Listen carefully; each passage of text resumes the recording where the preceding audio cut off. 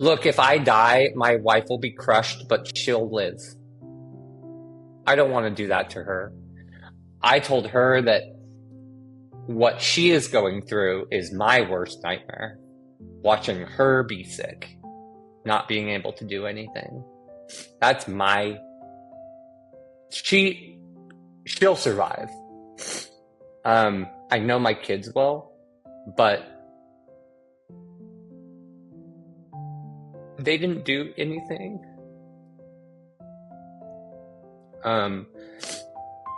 They don't deserve that.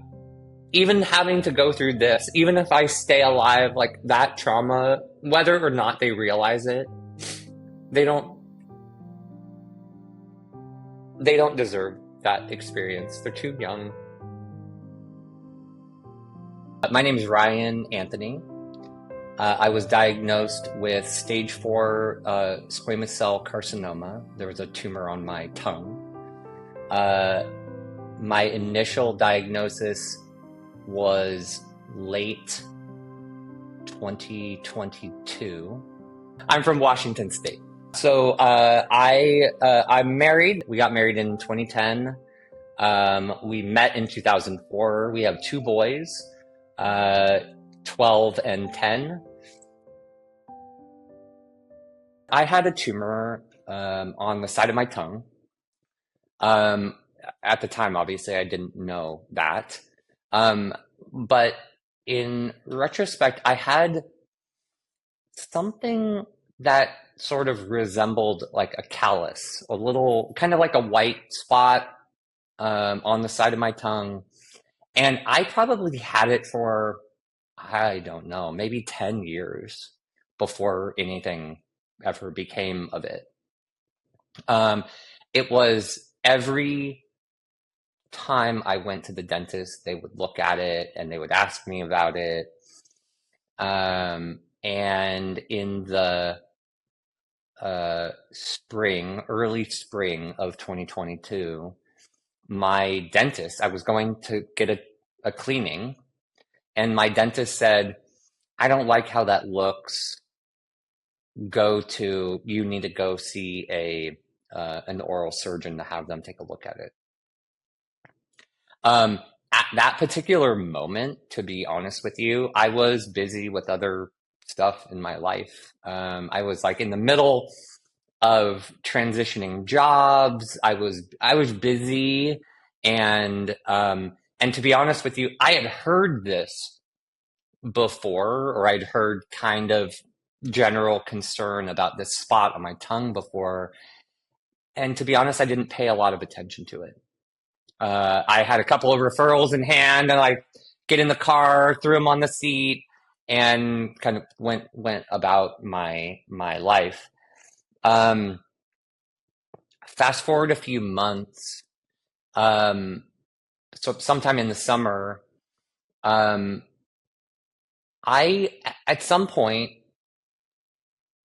I don't know what I did exactly, but I bit this area, or I cut it, or it was right in a spot where a couple of teeth meet, and it would bleed. And that had happened before, just like biting your tongue, right? Like it's something that happens every once in a while, but this time it would not heal. And it would get better over a few days or a couple weeks, and then I would lacerate it again, and it just, something was wrong. And that went on for, frankly, a couple of months.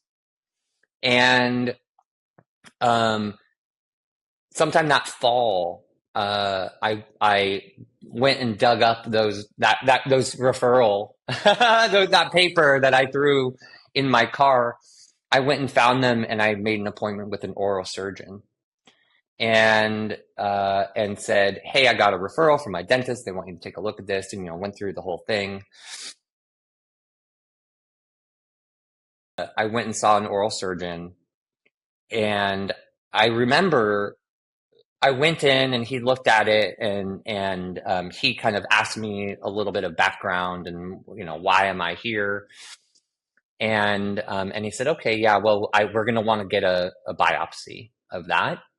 And what struck me was not that biopsy, but I said, yeah, well, whenever I'm available next week. And he's like, no, we want to do this now. Like, we want to do this as soon as possible. And so it was maybe the next day or the day after I went back, and it was horrible. They took what I call core samples. They basically punch a hole in your tongue. Took a couple of those. And I don't recall how many days passed. Uh, I think it was about a week. And he called me back and said it was cancer, and you're going to need to start shopping for surgeons. Pretty quickly after that initial diagnosis, that initial biopsy and pathology, I had what's called a glossectomy, which is in this case, it was a semi glossectomy, which is a partial removal of my tongue, which I don't recommend. And in that case, um, I had what's called a tongue flap. So they took, you're not going to really be able to see it. But they took a portion of my forearm. You can sort of see a patch there. It looks like a burn. They took a patch of my forearm, full thickness skin graft, and the way that I describe it is sort of like pig in a blanket. They took a strip of muscle from my forearm and then kind of wrapped it in that tissue and replaced what they took away. So it's really like, it's a non-functional piece of tongue. Kind of think about like, it's almost like a live flesh prosthetic. So they did that. Not an insignificant thing. They did a neck dissection, which they took. You can sort of see a little bit of scar that runs from the base of my chin down, around, and up all the way behind my ear. They took all of the lymph nodes from my neck, and then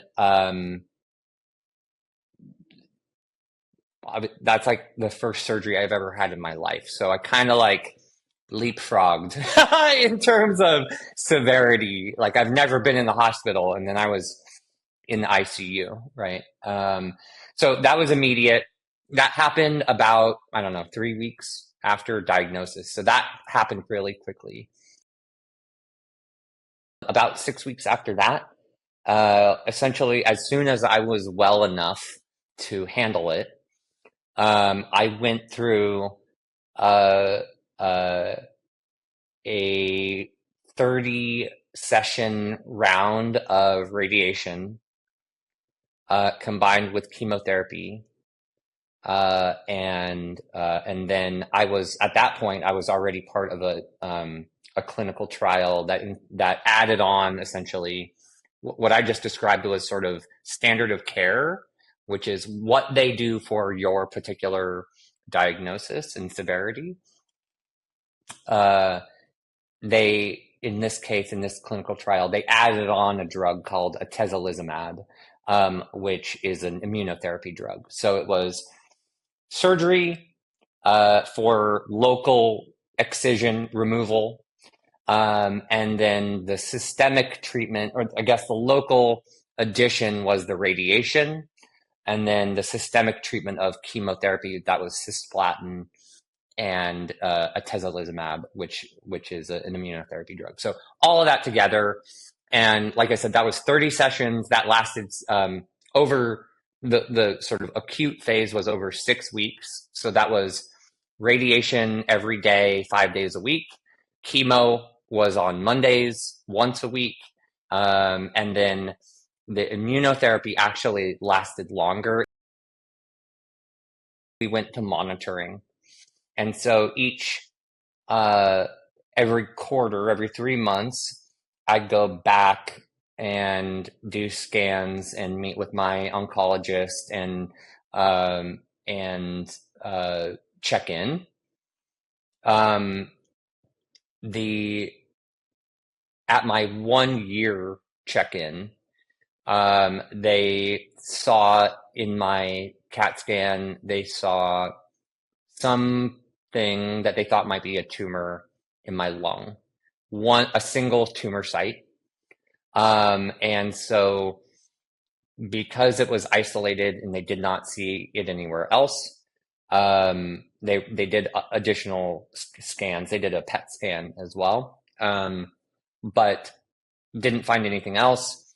They put me through another round of radiation just on the site in my lung, uh, and that was just 5 days. Super easy, super easy. uh, Relatively speaking, it was really easy, painless, side effect free. Like it was not a big deal.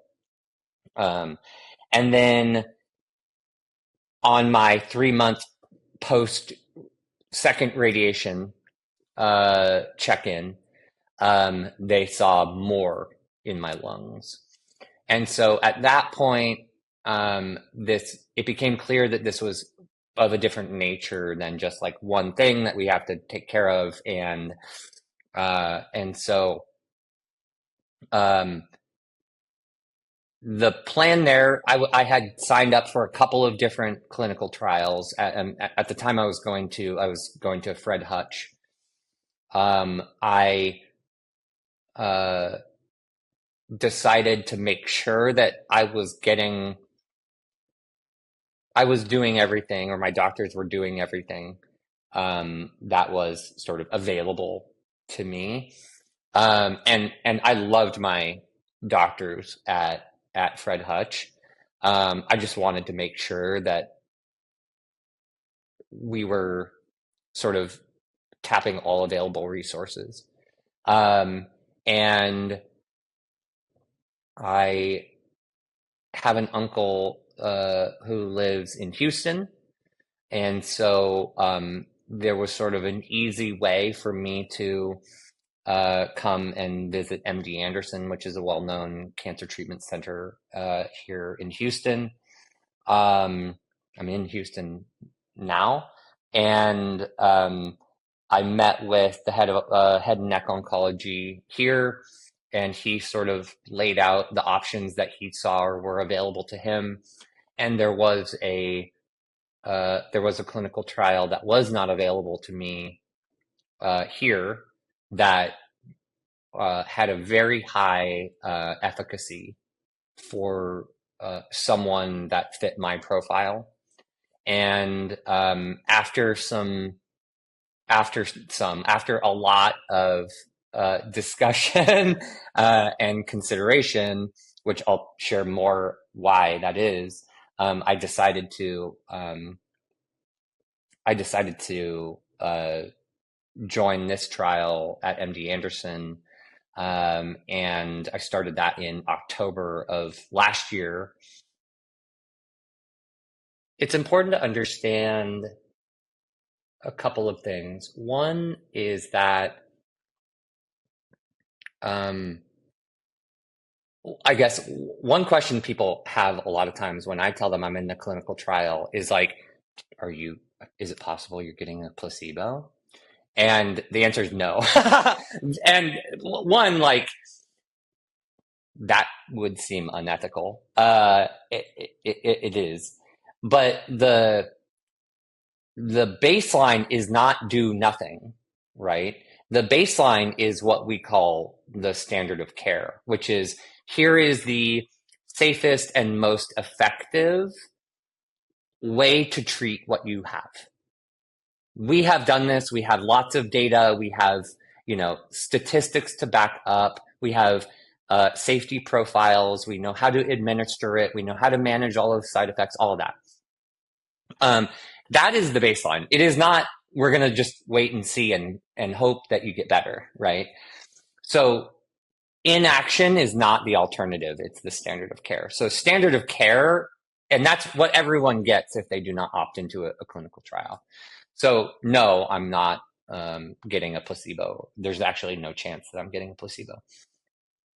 Um, the the other thing I think that's really important to mention is depending on the clinical trial stage, you might have a drug that is very so you might have a drug that it is very close to being made into the standard of care, or it may already be the standard of care for another cancer or for another type of application. And so the immunotherapy that I initially received was I can't remember now. I think um, it had kind of like on label use for cervical cancer and something else, right? So it was already approved for a different use, a different type of cancer. And so this was just like an extension of the application. So it probably has been around for a decade. So you have to be, depending on the maturity of that trial, you have to be kind of willing to accept we don't know, like, let's try this. And a lot of these side effects are not unique, right? Some of them are. It's the cluster, it's the combination of side effects that are often unique. But a lot of times, I feel us running up against knowledge of what's happening. And that's happened a few times where there have been side effects or experiences where my doctors are going, we're not really sure we're going to help you and we're going to address this and mitigate, but we don't really know what's happening. And so that can be scary. So every Sunday, I fly out from Seattle to Houston. I show up Monday morning. I do a blood draw. I meet with my oncologist. If I'm okayed for my drugs, then I have an infusion. And, there might be some other kind of ancillary scans, other tests and stuff that go along with it. But that's my schedule. And then typically on Tuesday, I go home. But you can imagine that would get pretty expensive, not to mention really disruptive. I am lucky that that my life, that my wife, my family, you know, helps us make that happen. I'm lucky. I don't need it, but I'm lucky that there is someone here in Houston that I stay with. The emotional impact was very similar to like a death in the family. And a lot of people around me, friends, family, whoever, reacted in that way too. Hey, I'm still here. I'm not dead. But that is very much the reaction that a lot of people, and I don't think it's unreasonable to do that. But a lot of the kind of the emotional shock and the how does this affect my life and what does my life look like now, um, and the uncertainty around that looks a lot like a death. Um, for a long period of time, I would say that the emotional impact landed hardest on my wife and my immediate family, less than on me. Because I had to go have surgery. I was talking to doctors. I had to go to the hospital every day. Like, it's a lot of right? It's a lot of, you've got this appointment and that appointment, and you're going to be there all day on Monday, right? It's very intensive. And we haven't even talked about the side effects of radiation or chemo or surgery.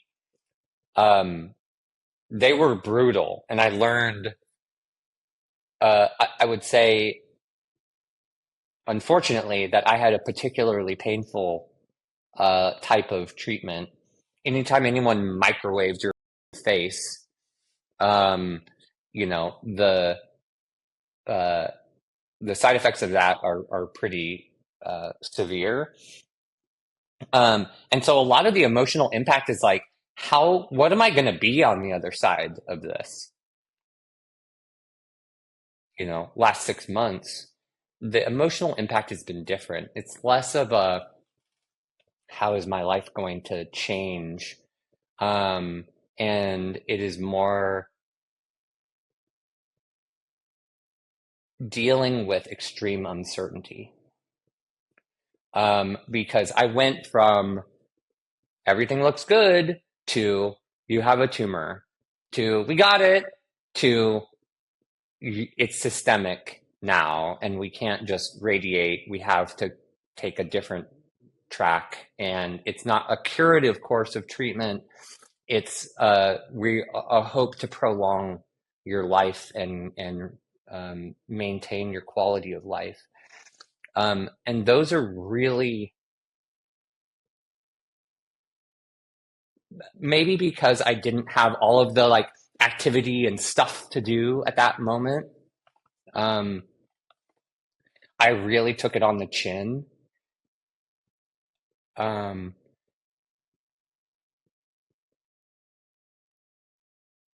and despaired.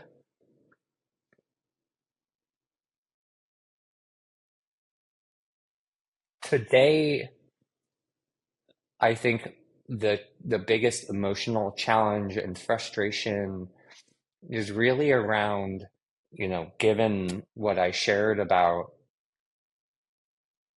my travel back and forth and having to be in two places, the challenge or the emotional hurdle is really, the way that I put it is, how do I have a life that how do I have a 24/7 life in with a 24/5 capacity?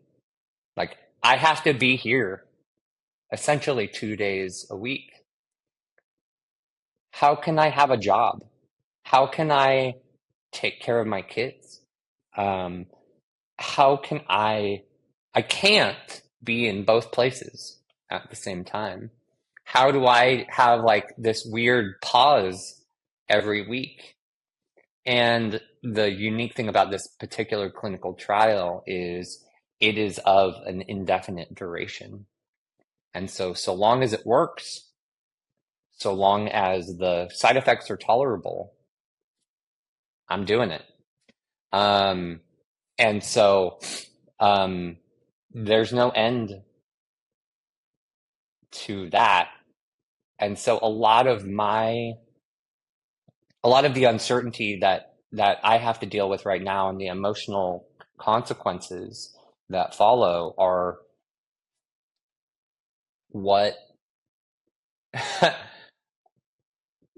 do I do this forever? How do how do I adjust? Can I adjust? Can I have a normal? Do I move to Houston? What do we?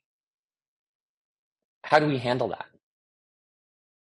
The thing that I think that most people who do not have cancer experience, in my opinion, um, what they misunderstand most often. Um, I've had strangers, I've had friends, I've had family tell me that that I need to have faith or that I need to have hope or that I need to be positive. And I'm like, "F that. I don't need any of that stuff. What I need is a doctor and a doctor that knows what they're doing and a medicine that works. And if one doesn't work, then I go to the next one. And if that doesn't work, then I move to the next and work down the list. Um, that is my best. That is my best chance for survival. Um, and there have been, not long ago, times when I have wondered if the side effects and the pain of the treatment is worth is worth it, is something that I can tolerate for, is something that I can tolerate for the duration. Um, but um, I think my wife, someone said to her, maximum effort. And that's it. You put everything you can into finding what works. And when the thing doesn't work anymore, you go to the next. Um, that's not a guarantee, but I promise that hoping gives me even less. It promises even less. So I might feel good and die still. Um, Ultimately, you asked about the why. I want to see my kids grow up.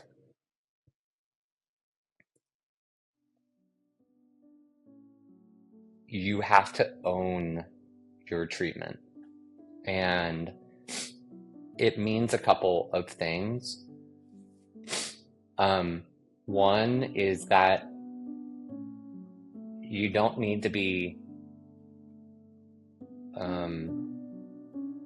satisfied or complacent with the care that you have. And if you do not speak up for yourself, you can, I'm not saying you will, but you can slip through the cracks. We have not had the experience that I have heard from others, friends and family, who literally have fired their oncologists because they didn't care for the care they were receiving. And I'm thankful that I didn't have to do that, although in some ways I did do that, right? But this is your life. You have to speak up because they can't read your mind. Like, I'm not doing a full physical every time. I meet them every week, right? Like, they're like, hey, how you doing? How you feeling? If I don't say something, I'm going to suffer. You're also going to have to drive your care and drive you're going to have to manage the people who are around you and who, get your ear, because there's going to be a lot of people with a lot of opinions about what you should be doing, and they won't approve. And frankly, their opinions don't matter at all.